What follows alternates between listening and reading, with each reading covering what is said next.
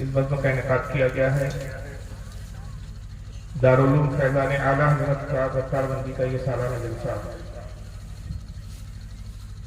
اس سے پہلے کہ میں اپنا کچھ خطاب عرض کروں، کچھ معروضات عرض کروں، ایک چیز کی وضاحت بہت ضروری ہے۔ ٹھیک ایک سال پہلے، غالباً مہینہ جنوری کا تھا پچھلے سال، ابھی فروری مارچ لگ گیا، فروری تو کل ختم ہو گیا۔ ٹھیک ایک سال پہلے مجھے اسی سرزمین کے لیے، اسی جلسے کے لیے مدعو کیا گیا تھا، اور ٹکٹ بھی بن گئی، سارے معاملات بالکل اپنی جگہ سب کچھ ہو گئے تھے، لیکن آج بھی اپنی قسمت سے آگے نہیں دوڑ سکتا۔ صبح میری فلائٹ تھی، غالباً اس وقت 6 بجے کی فلائٹ تھی۔ اچانک رات کے 12 بجے، اسی دن جب میں کپڑے وغیرہ پریس کر رہا تھا کہ بس صبح نکلنا ہے، اور ہمارا چچا چھوٹا بھائی تھا، اس سے کہا کہ یار تو مجھے ایئرپورٹ چھوڑ دینا، بھی سب بات چیت ہو رہی تھی کہ اچانک ہماری پھوپھی کو ہارٹ اٹیک آیا۔ میری سگی پھوپھی تھی اور انہوں نے مجھے پالا پوسا تھا، انہی کے گھر پہ میں رہتا تھا، انہی کو میں امی کہتا تھا۔ چنانچہ یہ ہوا کہ اچانک ہارٹ اٹیک آیا تو سمجھ بھی نہیں آیا، وہ کپڑے وغیرہ جو پریس ہو رہے تھے، جانے کی سفر کی تیاری سب چھوڑ کے سیدھا اسی وقت راتوں رات ہی گاڑی پہ ہم لوگ ہاسپٹل لے کے گئے۔ تو پہلے تو لگا کہ کچھ درد ورد ہے سینے میں، شاید گیس وغیرہ کا ہوگا، ٹھیک ہو جائے گی، وقت ہے ابھی۔ فلائٹ میری غالباً 6 بجے کی تھی، 12 بجے کی بات ہے، 5 بجے ایئرپورٹ پہنچنا ہے۔ ایئرپورٹ زیادہ دور نہیں ہے ناگپور میں میرا گھر سے، لیکن دیکھتے ہی دیکھتے حالات بگڑتے رہی، اور یہ ہو گیا کہ 1-1.5 گھنٹے کے بعد ہی وینٹیلیٹر لگ گیا، پھر آکسیجن لگ گیا ان کو، حالت بد سے بدتر ہو گئے۔ اور چونکہ میں گھر میں اکیلا ایک لوٹا ہوں، ہماری پھوپھی کو اولاد نہیں تھی تو انہوں نے مجھے گود لیا تھا، تو میں رشتے میں بھتیجا ہوتا ان کا تھا، میرے علاوہ کوئی تھا بھی نہیں تھا۔ تو اب ظاہر سی بات ہے ایسی حالت میں جلسے میں آنا تو ممکن ہی نہیں تھا، تو میں نے غالباً 3 بجے کے قریب تھے، جب حالت بہت نازک ہو گئے، ناگفتہ بھی ہو گئے، تو جناب مولانا غلام مصطفیٰ صاحب کو فون کیا کہ معذرت چاہتا ہوں میں نہیں آ پاؤں گا۔ سارے حالات بتائے ان کو، اور پھر مجھے لگا کہ ایسے موقع پہ بہت ساری غلط فہمیاں پیدا ہوتی ہے، اور اکثر یہ ہوتا ہے کہ بانیان جلسہ یہ تصور کرتے ہیں کہ شاید کہیں بڑا پروگرام ہوگا، زیادہ نذرانہ مل رہا ہوگا، تو مولوی صاحب جو ہے اس جلسے کو بہانہ کر کے دوسرے جلسے میں چلے گئے۔ تو بطور احتیاط میں نے ہاسپٹل کا، حالانکہ یہ ایسے حالات نہیں ہوتے کہ اس وقت آپ کی والدہ بیمار ہو اور آپ ویڈیو بنائیں، اور خاص طور سے اس موقع پہ کہ جب گھر میں آپ اکیلے مرد ہو، ساری ذمہ داریاں آپ کے کندھے پر ہیں۔ لیکن مجھے معلوم ہے کہ جب افواہیں پھیلتی ہیں، اور سنیوں میں افواہوں کا حال اتنا شدید ہے کہ اللہ کی پناہ۔ اب صرف 1 ہفتہ پہلے کی بات ہے کہ بنگال کی ایک جگہ ایک جلسے میں تھا، وہاں پر اتفاق یہ ہوا کہ ٹرین کا ٹکٹ ہی غلط بنا دیا کمیٹی والوں نے۔ جلسہ کا جب پہنچا تو مجھے کہا گیا کہ ریلوے اسٹیشن جو ہے 4 بجے آپ کی ٹرین ہے، 3 بجے جلسہ ختم ہو جائے گا، 4 بجے آپ کو جانا ہے۔ تو جو ریلوے اسٹیشن ہے یہاں سے 15 منٹ کے راستے پہ، ہزاری باغ کر کے علاقہ تھا۔ اتفاق سے ایک مولانا صاحب مجھ سے ملنے آئے، ہمارے محیط پہ چاہنے والے تھے۔ دوران گفتگو پوچھ لیا حضرت کتنے بجے روانہ کی ہے؟ میں نے کہا 4 بجے۔ تو کہا کیسے جائیں گے؟ میں نے کہا کل بھی جلسہ ہے بنگال میں، اور ہاوڑا جانا ہے، ہزاری باغ سے میری ٹرین ہے ہاوڑا تک کے لیے، ہاوڑا پہ وہ لینے آئیں گے، وہاں سے پھر تقریباً 4.5 گھنٹے 5 گھنٹے کا کار سے سفر کرنا ہے۔ تو انہوں نے کہا حضرت کون سے اسٹیشن سے ٹرین ہے؟ میں نے کہا ہزاری باغ۔ کہا جلسہ اگر 3 بجے یا 2 بجے بھی ختم ہو تو آپ ریلوے اسٹیشن نہیں پہنچ سکیں گے، اس لیے کہ ہزاری باغ سے ہاوڑا کے لیے ٹرین ہی نہیں ہے۔ میں نے کہا یار ٹکٹ بنا ہوا ہے، آپ کیسے کہہ رہے مولانا صاحب؟ کہا آپ دیکھیے اس میں ایک لفظ بڑا ہوا ہوگا، لکھا ہوگا، آپ نے توجہ دی، نہ کمیٹی والوں نے توجہ دی۔ حضرت میں جلسہ کرتا ہوں، گھومتا ہوں، مجھے معلوم ہے یہ ہزاری باغ روڈ سے ٹکٹ بنا ہوا ہے، ہزاری باغ روڈ اور ہے، ہزاری باغ اور ہے۔ جب ٹکٹ دیکھیں تو بھائی ہزاری باغ روڈ کا پتہ چلا کہ جس جگہ میں تھا وہاں پہ، وہاں سے 4 گھنٹے کے راستے پر جو تھا ریلوے اسٹیشن۔ یعنی اگر 12 بجے بھی میں نکلوں تو 4 بجے پہنچنا، بالکل ایگزیکٹ پہنچنا اور فوراً ٹرین مل جائے، یہ بڑا مشکل تھا. پھر ٹرین کو دیکھے سرچ کی کہ بھائی اس کا لیٹ چل رہی ہے، تو پتا چلا رائٹ ٹائم چل رہی ہے، سونے پہ سوال. تو میں نے جلسہ والوں سے کہا کہ بھائی ایسا کیجئے کہ آپ 10 بجے مجھے بٹھائیے، اور یہ بات ہو رہی تھی 8 بجے کے قریب. میں نے کہا 10 بجے بٹھائیے، 1.5 گھنٹہ میں تقریر کروں گا، 11:30 بجے میں تقریر ختم کروں گا. اسٹیج کے باہر ہی آپ گاڑی رکھ دیجئے، فوراً میں گاڑی میں بیٹھوں گا، اور اسپیڈ سے گاڑی لے کے جائے تو کم سے کم 10 منٹ پہلے 15 منٹ پہلے بھی ریلوے اسٹیشن پہنچ جائے تو ٹرین مل جائے گی. تو تنظیم والوں نے کہا حضرت آپ ہی مین مقرر ہے ہمارے، اور ہم نے آپ کی وجہ سے دوسرے کسی اور مقرر کو بلایا نہیں کہ 3 گھنٹہ آپ ہی سے چلوانا ہے. اور دوسری بات یہ کہ مسجد کا سنگ بنیاد ہے، آپ ہی کے ہاتھ سے سنگ بنیاد بھی رکھنا ہے. شاعر بھی آئے ہوئے ہیں، 10 بجے تو اگر بٹھا دیا اور آپ کو 11:30 بجے آپ چلے گئے تو پورا مجمع بھاگ جائے گا، جلسہ ختم ہو جائے گا. لوگ چونکہ آپ ہی کو سننے آئے ہیں، کیسا کرے، بڑی پریشانی. تو میں نے کہا دیکھو پھر کیسا ہے یار، آپ بتائیے. کل کا جلسہ میں خراب نہیں کر سکتا، پرسوں بھی جلسہ ہے، لگاتار ٹکٹیں بنی ہوئی ہے. تو انہوں نے تھوڑی ہمت دکھائی، کہا ٹینشن مت لیجیے، فلائٹ کا دکھائیے. یہاں سے 3 گھنٹے کی دوری پر رانچی ایئرپورٹ ہے، وہاں سے اگر فلائٹ مل جائے تو فلائٹ سے آپ پہنچ جائیں گے ہاوڑہ اپنے ٹائم. چلیے ٹھیک ہے، ٹھیک. سرچ کیا نیٹ سے تو رانچی سے ٹرین تھی، آپ کا فلائٹ تھی 1:15 بجے، اور وہ پہنچا رہی تھی مجھے 3 بجے. 1.5 گھنٹے کی فلائٹ تھی رانچی سے ہاوڑہ یعنی کلکتہ. 3 بجے بھی اگر میں پہنچوں گا تو میں نے ایک ایوریج بنایا کہ 4-4.5 گھنٹے لگتے ہیں، تو 9 بجے تک بھی کم سے کم جلسہ گاہ میں پہنچ جاؤں. کمیٹی والوں کو فون کر دیا کہ بھائی ٹرین سے تو نہیں آ پاؤں گا، ایسا معاملہ ہے، آپ جو ہے 3 بجے ایئرپورٹ پہ گاڑی بھیج دیجیے. ٹکٹ بن گئی صاحب، بڑی مہنگی ٹکٹ بن گئی. اتفاق کی بات، میں جلسہ گاہ میں آیا اور بیٹھا ہوں، اس کا ویڈیو بھی بنا ہے. اب میں بتانا چاہ رہا ہوں کہ لوگ افواہیں کیسے پھیلا دیتے ہیں. یہ ہمارے سنیوں کا حال ہے، تحقیق نہیں کرتے، اور آج تک مجھے کسی کا فون بھی نہیں آیا. اور یہ کہہ رہا ہوں کہ ریکارڈ ہوگی تو نیٹ پہ ڈال دیں گے. تو میری طرف سے یہ بڑا احسان ہو گیا، تو اس کا احسان ہو گیا، غلط فہمیاں دور ہو گئی.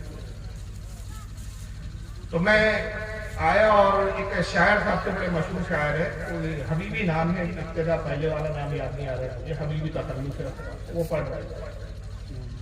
اب وہ کلام کی فرمائش ہو رہی تھی. پھر ٹھیک ہے، 1:15 بجے دوپہر میں جانا، ٹائم تو بہت ہے.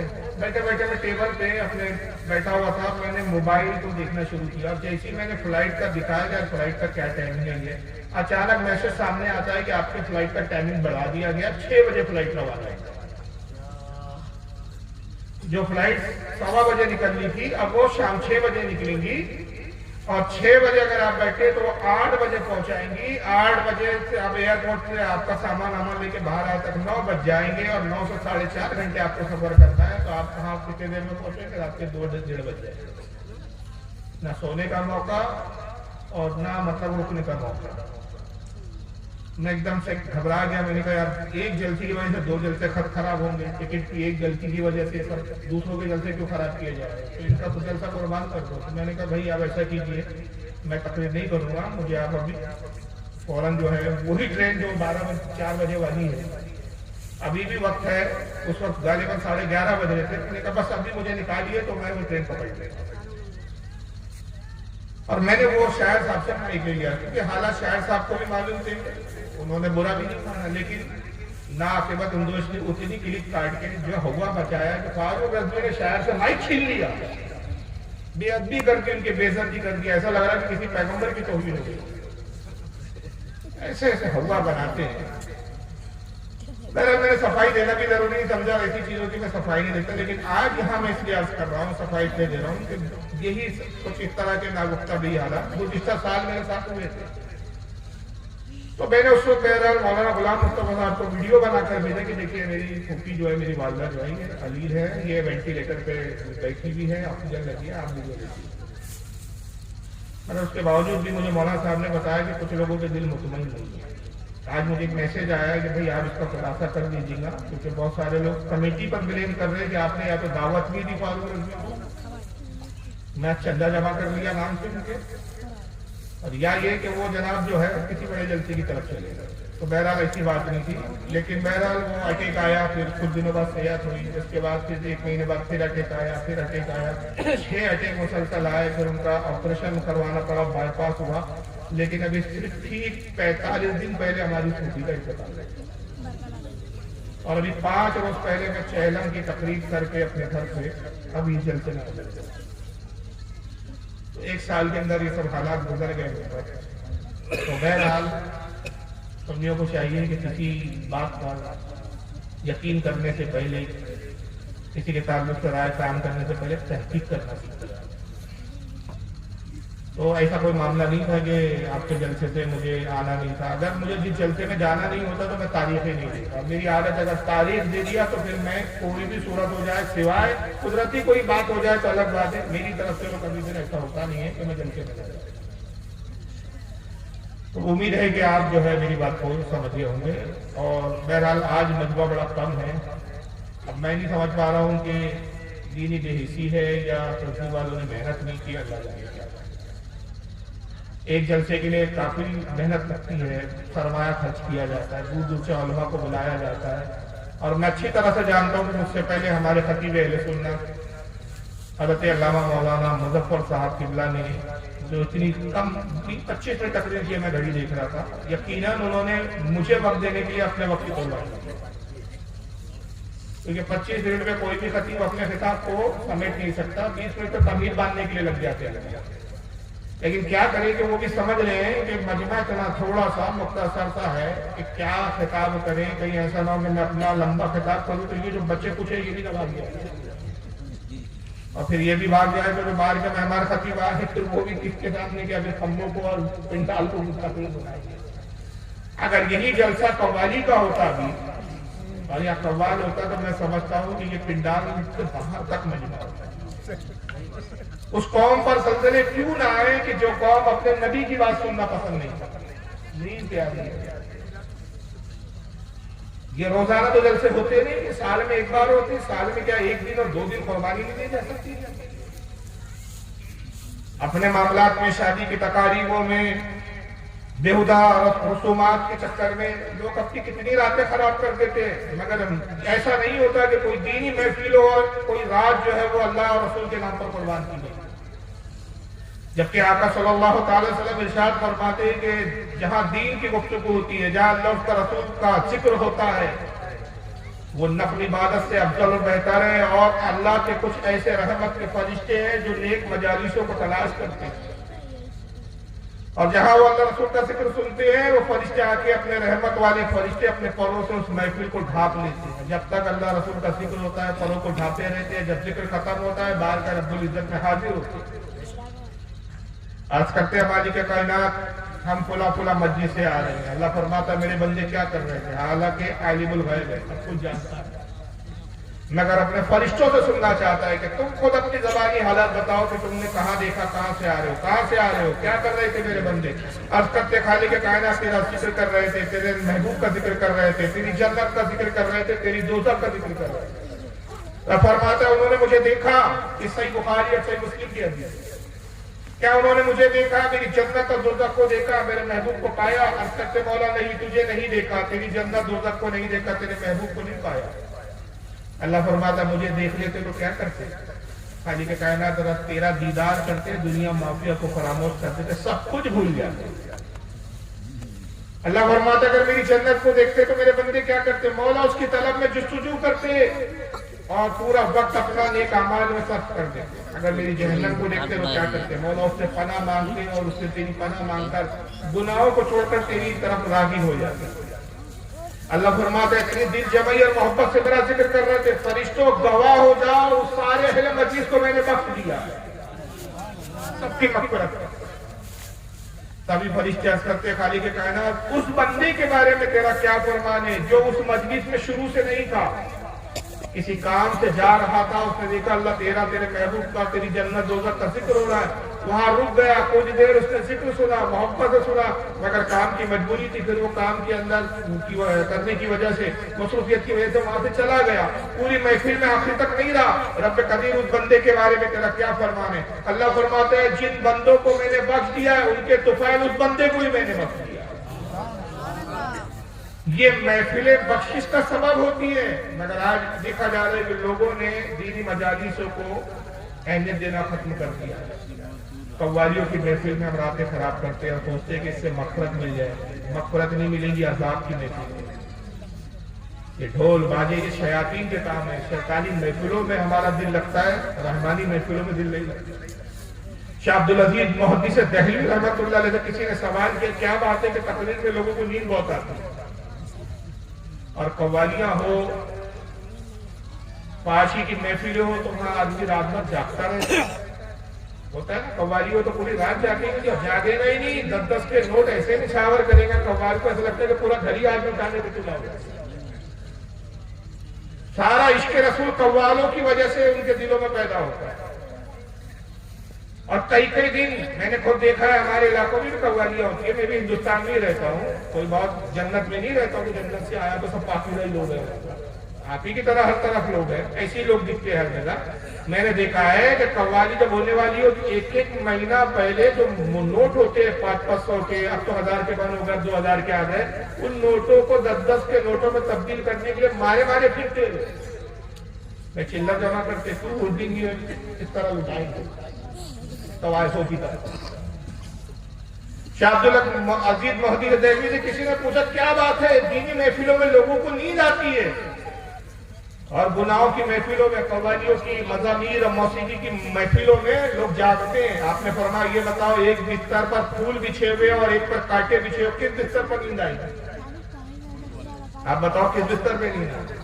ایک بستر پہ پھول بچھا دیا جائے اور آپ سے کہا جائے سو جائیے، اور ایک بستر پہ کانٹے بچھے ہوئے اور آپ سے کہا جائے اس پہ سو جائیے، تو آپ کو نیند کانٹے والے بستر پر آئیں گی کہ پھولوں والے بستر پر آئیں گی؟ سائل نے کہا حضور پھولے والوں پہ، پھول کے بستر پہ نہیں لائیں گے. فرمایا اللہ رسول کی دین کی محفلیں پھول کے بستروں کی مانند ہے، اس لیے وہاں سکون بھی آتا ہے، نیند آ جاتی ہے. اور یہ فحاشی اور گندی محفلیں جو ہے یہ کانٹوں کے بستر کی مانند ہے، وہاں نیند نہیں آتی.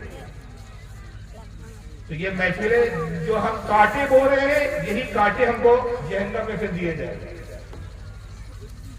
تو دینی محفلوں کو کم مت سمجھ گیا. اور آقا صلی اللہ علیہ وسلم فرماتے ہیں قیامت کے دن یہ عالم ہوگا کہ لوگ ان نیکیوں پہ پچھتائیں گے جن نیکیوں کو معمولی سمجھ کے چھوڑ دیا. یہ محفل کیا ہے؟ یہاں پر عشق رسول کے جام پلائے جاتے ہیں، محبت رسول کے جاموں کو ڈالا جاتا ہے، نبی سے محبت دلوں میں پیدا کی جاتی ہے. ان محفلوں کا مقصد ہوتا ہے کہ آپ اپنے نبی سے کی عظمتوں کو جانیں، ان کی فضیلتوں کو جانیں. مجھ سے قبل ہمارے خطیب اہل سنت حضرت مولانا مظفر صاحب کیا بتا رہے تھے؟ وہ غیر مسلموں کی کتابوں سے نبی کی عظمت کو بتا رہے تھے کہ ہمارے نبی کی شان ہے کہ ان کا ذکر غیروں کی بھی کتابوں میں موجود ہے. جب غیروں نے تک ہمارے نبی کے ذکر کو نہیں چھوڑا، ہم مسلمان ہو کے اپنے نبی کا ذکر سننا پسند نہیں کرتے. کیا محبتیں پیدا ہوں گی جب اپنے نبی کی عظمت کو نہیں جانی تو محبت کیا پیدا ہوگی؟ جبکہ محبت رسول ہی جانے ایمان ہے. محبت رسول کیا ہے؟ جانے ایمان ہے. ایمان کی جان ہے، محبت رسول ہے تو سب کچھ سلامت ہے، سب کچھ قبول ہے. نمازیں بھی قبول ہے، عبادات بھی قبول ہے. اور اگر محبت رسول نہیں تو کچھ قبول نہیں. اور یہ اہل سنت کی دینی محافل ہے، دینی مجالس ہے. یہ کیا ہے؟ یہ اصل میں اہل سنت کے لوگوں کو، عوام کو عشق رسول کے جام پلا کر محبت رسول میں سرشار کرنا مقصود ہے. آقا صلی اللہ علیہ وسلم ارشاد فرماتے ہیں لا یؤمن احدکم حتی اکون احب الیہ من والدہ وولدہ والناس اجمعین. فرمایا تم میں سے اس وقت تک کوئی مومن ہو ہی نہیں سکتا جب تک وہ اپنے ماں باپ سے زیادہ مجھ سے محبت نہ کرے، اپنی اولاد سے زیادہ مجھ سے محبت نہ کرے، اپنے عزیز و اقارب سے زیادہ محبت نہ کرے، والناس اجمعین دنیا کے تمام لوگوں سے زیادہ جب تک مجھ سے محبت نہ کرے وہ مومن ہو ہی نہیں سکتا. تو باپ سے زیادہ نبی سے محبت کرنا ہے، مگر ہم محبت کس سے کر رہے ہیں؟ نیند سے کرتے ہیں، بستر سے کرتے ہیں. 2 دن کا جلسہ ہے، کل دیکھ لیں کہ آج کیا فرق ہے. ہمیں اپنے کام زیادہ عزیز ہے. رسول کی محبت کا صرف دعویٰ کرتے ہیں. صحابہ اکرام کی محبت کا کیا عالم تھا؟ جب محبت کی تب ایمان سلامت رہے. آج تحفظ ایمان کانفرنس کیوں رکھنی پڑ رہی ہے؟ کیونکہ ایمان کمزور ہو گئے ہیں. اور ایمان کمزور مطلب محبت رسول کا رشتہ کمزور ہو گیا ہے. اگر صحابہ کرام کی سیرت دیکھیے، صحابہ کرام رسول اللہ سے کتنی محبت کرتے ہیں. صحیح بخاری کتاب الوضو کے اندر یہ حدیث آتی ہے. عروہ ایک شخص ہے جو بعد میں صحابی بنے، پہلے کفر کی حالت میں تھے، مشرکین میں. सुलह हुदैबिया का मौका आया, रसूलुल्लाह सल्लल्लाहु अलैहि वसल्लम हज के इरादे से निकले, तवाफ के इरादे से निकले, मुशरिकीन ने रोक लिया। उस वक्त तक मक्के में कब्जा नहीं हुआ था, मक्का मुशरिकीन के कब्जे में था। सरकार सल्लल्लाहु अलैहि वसल्लम को उन्होंने जाने से रोक दिया था, मोहम्मद हम तुमको मक्के में नहीं जाने देंगे, खाने काबा का तवाफ नहीं करने देंगे। हुजूर ने फरमाया मैं जंग के इरादे से नहीं आया हूँ कि तवाफ करके चला जाऊंगा। उन्होंने कहा नहीं, हमारी मर्जी। आपने सुलह की पहल की, कहा कि तुम अपने किसी समझदार को भेजो ताकि कुछ मामला पे हमारी सुलह हो। उन्होंने उर्वा सक़फ़ी को भेजा, उस वक्त कुफ्र की हालत में थे, उर्वा बाद में मुसलमान। उर्वा आया, उनका बयान है, बुखारी के अल्फाज है कि मैं आया और मैंने रसूलुल्लाह सल्लल्लाहु अलैहि वसल्लम के चाहने वाले, हुजूर से मोहब्बत करने वाले सहाबा को देखा कि हुजूर वुजू फरमाते थे और सरकार जब वुजू करके अपने मुंह से कुल्ली करके अपना वो गुसाले का पानी यानी मुंह का जो पानी है बाहर निकालते, सहाबा किराम तो जमीन पर गिरने नहीं देते थे बल्कि अपने हथेलियों पर लेकर अपने बदनों पर मला करते। ये मोहब्बत का है। हदीस पाक में एक मकाम पर आता है कि गज़वा खंदक का मौका, 3 ताकतें मुसलमानों को खत्म करने के लिए मदीने की तरफ आती है। एक है मुशरिकीन, दूसरे है यहूदी, तीसरे है ईसाई। तीनों ने आपस में इत्तेहाद किया और कहा कि हमारा मुश्तरका दुश्मन मोहम्मद और उनका दीन है। तीनों मिलकर अगर हम हमला करें तो मोहम्मद को और मोहम्मद के दीन को खत्म कर दें। अगर अकेले अकेले लड़ते रहे मोहम्मद हम पर गालिब आ जाएंगे। तीनों यकजुट हुए, मुआहिदा किया और मुशरिकीन मक्का और यहूदी, खैबर के यहूदी और वहां के मदीने के ईसाई तीनों यकजा होकर मदीने पर हमला करने के इरादे से फौज जमा करते और मदीने को घेर देते। मुसलमानों की तादाद कम थी। सरकार ने मशवरा तलब किया कि हम जंग लड़ने की कंडीशन में नहीं है, क्या करें। सलमान फारसी रज़ी अल्लाह तआला अन्हु साहबी, उन्होंने मशवरा दिया मदीने के इर्द गिर्द खंदक खोलती है। खंदक को फलांग करने नहीं आ सकते, खंदक खोदी जा रही है, एक बड़ी चट्टान आ जाती है। साहबा ने उसके हथौड़े चलाए लेकिन वो चट्टान टूटने का नाम नहीं। सरकार की खिदमत में हाजिर हुए, या रसूलुल्लाह सल्लल्लाहु तआला अलैहि वसल्लम एक बड़ी चट्टान आ गई है, हम उस पे हथौड़े मार रहे हैं लेकिन वो चट्टान टूटने का नाम नहीं लेती। सरकार में तशरीफ ले गए, अपने कुर्ते मुबारक की आस्तीन को चढ़ाया, हथौड़ा लिया, अल्लाह अकबर कह के जब पहली जरब लगाई एक बिजली गूंजी और चट्टान थोड़ी सी टूटी, तेज बिजली निकली। दूसरी बार अल्लाह अकबर कह के आपने चट्टान पे जरब लगाई, बिजली गूंजी और चट्टान पास पास हो गई। सहाबा ने नारे तकबीर बुलंद किया। ये नब्वत की कुव्वत थी कि जो कई सहाबा से चट्टान नहीं टूटती थी उसको तन्हा आका सल्लल्लाहु अलैहि वसल्लम ने तोड़ दिया। आलम कहते जिसको वारे दो आलम की परवाह नहीं, ऐसे बाजुओं की कुव्वत पे लाखों।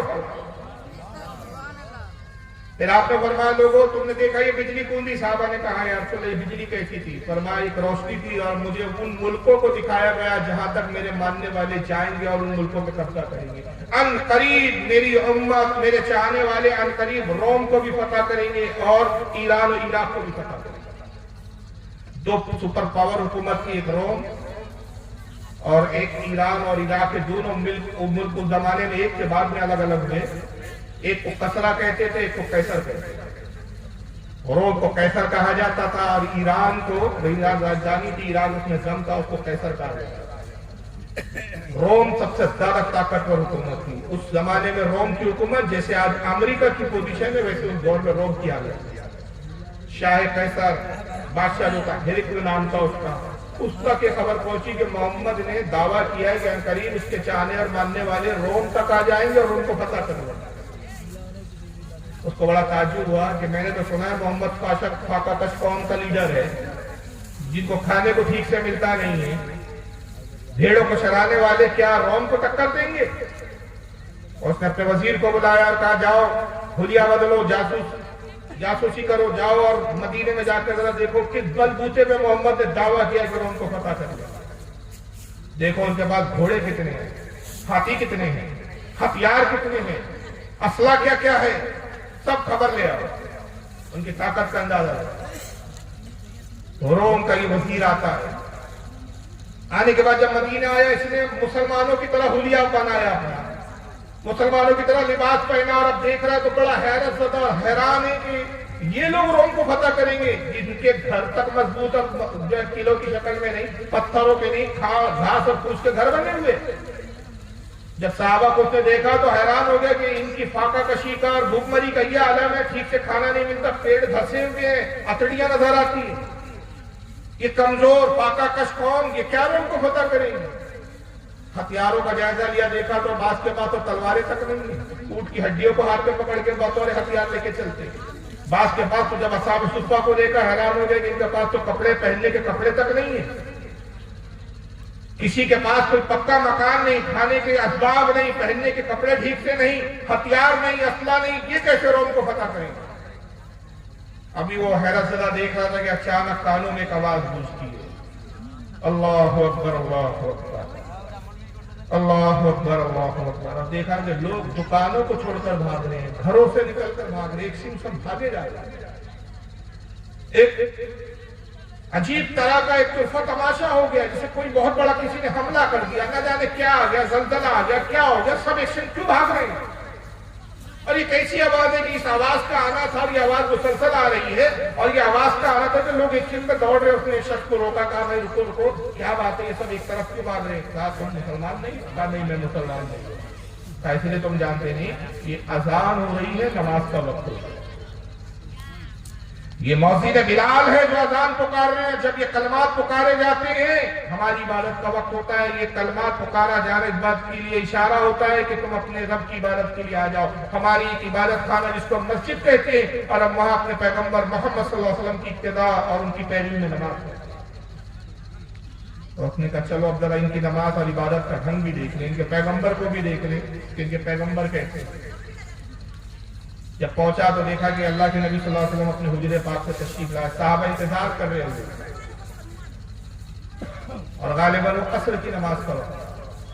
سرکار تشریف لائے اور ارشاد فرمایا بلال وضو کے لیے پانی لایا۔ جناب بلال رضی اللہ تعالیٰ نے ایک بدنے میں ایک لوٹے میں پانی لایا، اور جب وضو کرانے لگے سرکار نے اپنے دست مبارک کو اپنے ہاتھوں کو دھونا شروع کیا، ابھی پانی زمین کی طرف آ کے زمین پر گر بھی نہیں پا رہا، سینکڑوں صحابہ کے ہاتھ آتی اور اس پانی کو اپنے ہتھیلیوں پر اپنے ہاتھوں پر لے لیتے۔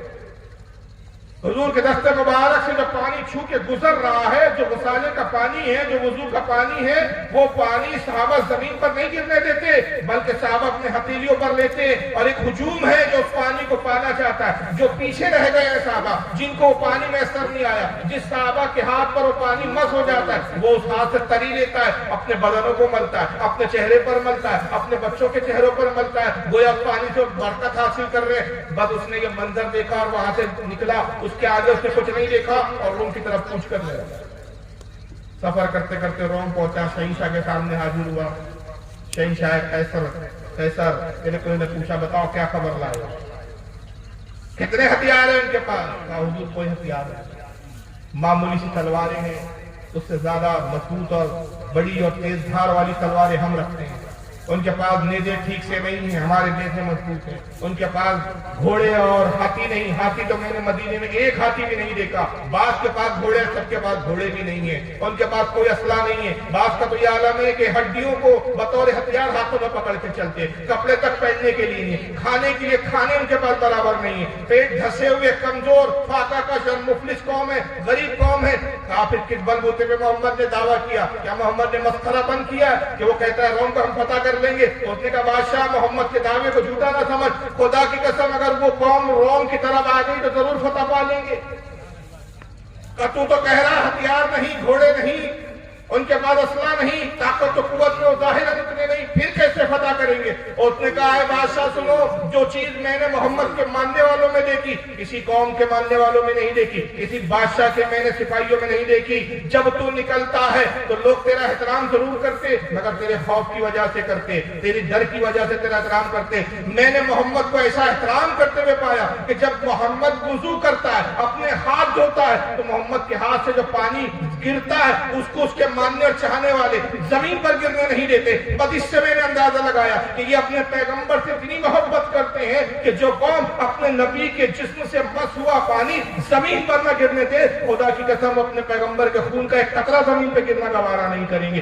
یہ انسان نہیں، دیوانے ہیں، یہ مجنون ہیں، یہ دیوانے ہیں محمد کی محبت میں، اور ہم فردانوں سے لڑ سکتے، ہوش مندوں سے لڑ سکتے، دیوانوں سے نہیں لڑ سکتے۔ خدا کی قسم اگر یہ اس طرف روم میں آ گئے تو سمجھ لے تیری حکومت کا حوالہ کر دے۔